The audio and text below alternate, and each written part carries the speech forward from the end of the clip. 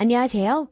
결혼하고 25년을 말도 안 되는 도리 강요, 제사 강요, 모든 집안 대소사에 누구 대책도 없고 아무튼 여러 사정으로 손절한 지 1년 6개월이 됐습니다.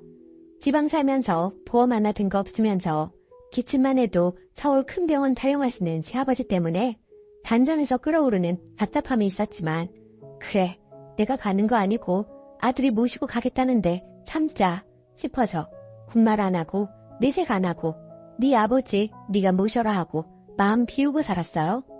그동안 쓴 병원비가 억대가 돼도 내 아들이 번 돈인데 네가 뭔 상관이냐며 그리 당당하게 나한테 소리쳐도 나한테 돈 달라 소리 안 하니 괜찮다 생각하며 모른 척 지냈습니다. 급기야 신장이식 얘기가 나와도 나한테 달라 소리 없으니 이남 일녀 아들딸이 알아서 하겠지 싶어서 상관 안 했어요. 남의 편한테는 네 아버지 네가 알아서 신장을 주든 심장을 주든 나는 상관 안 할 테니 나한테 병간호하란 개소리 하지 말라 못 박았어요. 근데 이 미친 영감이 내 아들한테 심장을 달라네요.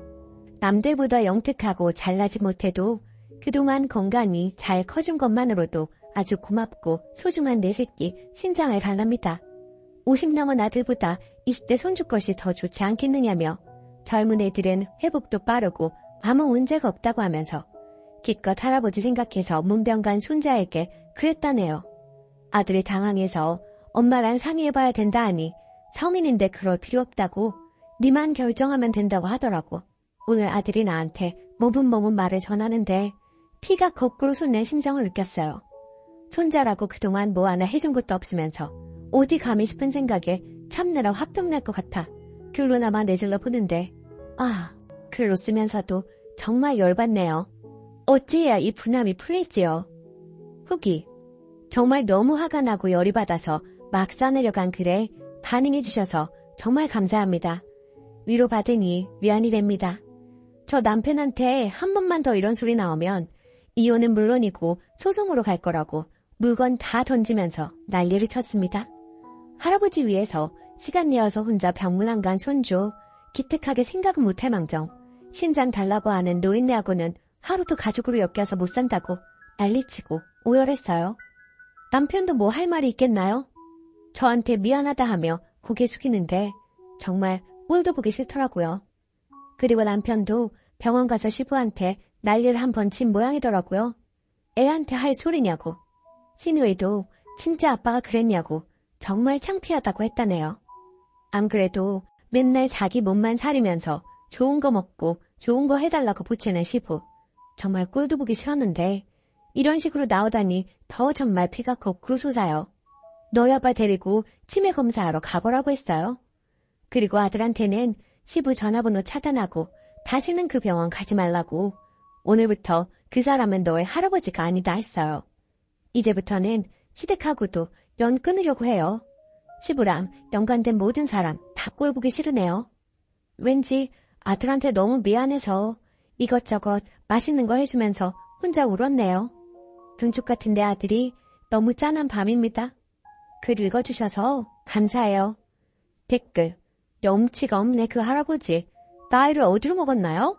아재 병문 안 가게 하지 말고 남편도 이식 안 된다고 못 박으세요. 손주도 평생 못 보게 해야 합니다. 한창 젊은 애를 신장 하나 없이 만들어서 평생 고생하게 하려고 하나 진짜 노망이 났나 보네요. 두 번째 사연. 막장시모와 연 끊고 아기 안 보여주는 조건으로 결혼했습니다. 안녕하세요. 글을 시작하기에 앞서 솔직히 좀 욕먹을 것 같아서 조금 무섭기는 합니다.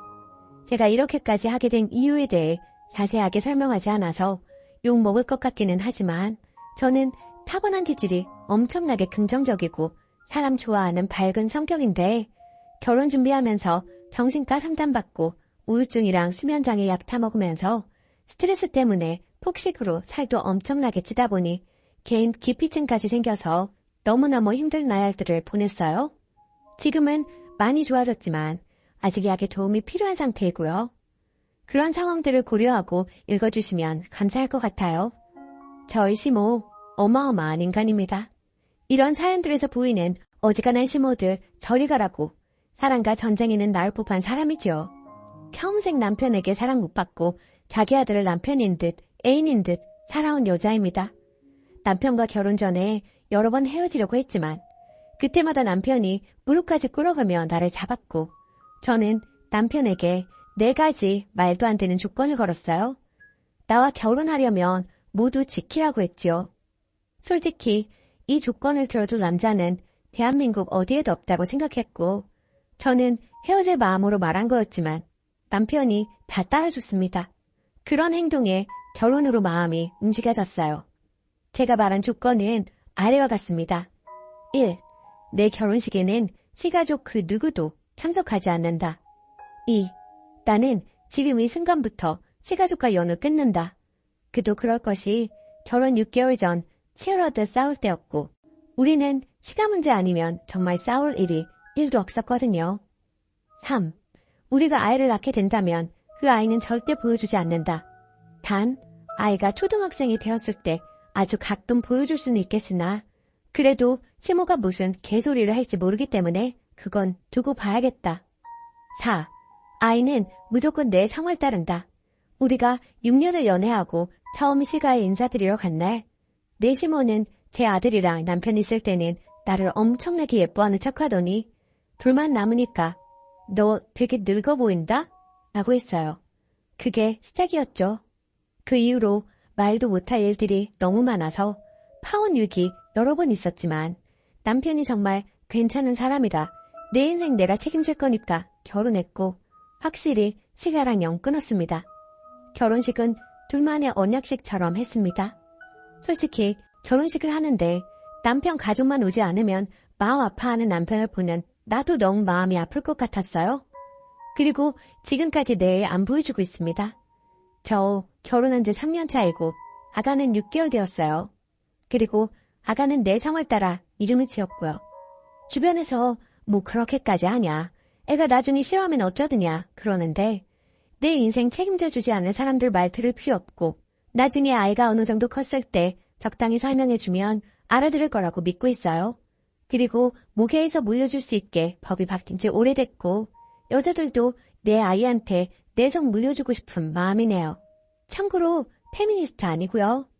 아무튼 남편에게 자기 엄마는 좋은 사람이지만 시모가 되었을 때 얼마나 괴물로 변하는지 너무나도 많이 보고 놀라고 충격받았기에 지금 전적으로 내 편입니다. 남편이 아들 노릇하는 것까지는 간섭하지 않아요. 내가 한 가지 확실하게 말할 수 있는 건 나는 그들에게 온 힘을 다했다는 것입니다. 정말 온갖 노력을 다했었어요.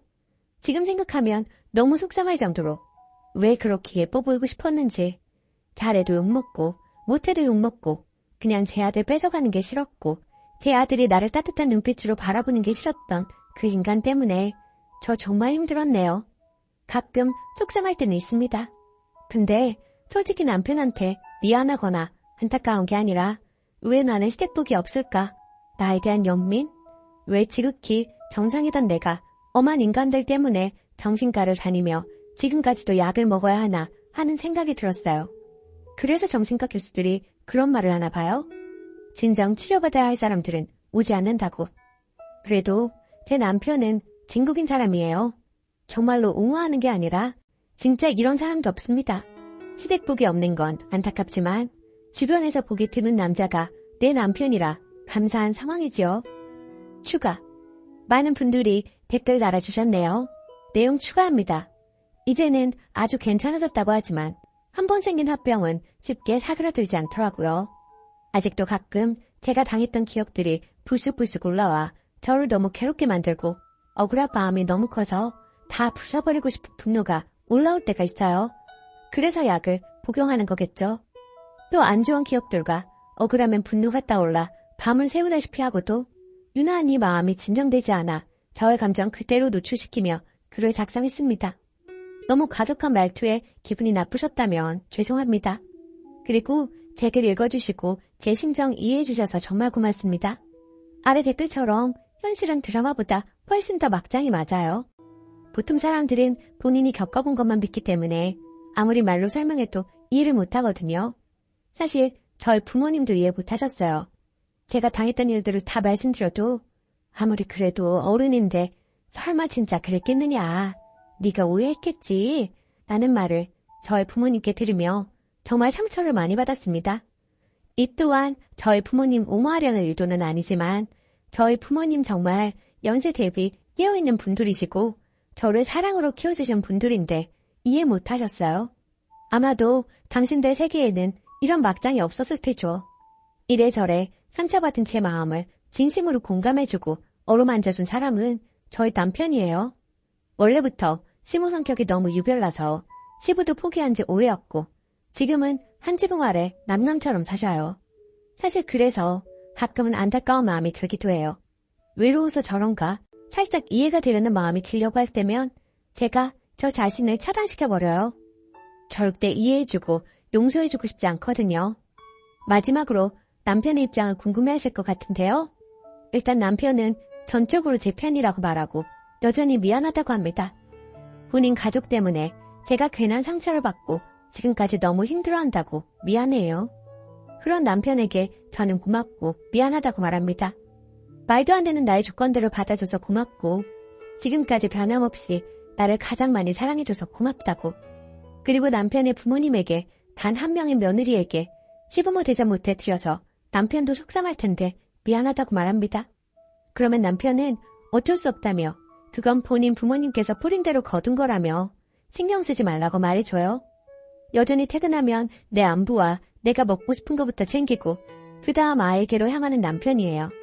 연애까지 10년 차인데 매일 더 큰 사랑을 느끼게 해주는 남편을 만난 저는 시댁복은 없지만 그 복이 두세 배로 남편 복으로 받았어요. 그래서 이 세상이 조금은 살만하네요. 아무튼 모든 댓글 감사했습니다. 댓글: 결혼 5년차 시가랑 영 끊은 제 반년 된 사람인데 너무 이해합니다. 지인들 시모 다 인품 좋고 이 정도 아닌데 유독 제 시모만 유별나고 그렇게 유별할 수가 없어요. 그 수많은 만행 말해봐야 입만 아프고 저도 애 낳으면 절대 안 보여줄 거예요. 오늘의 사연은 여기까지입니다.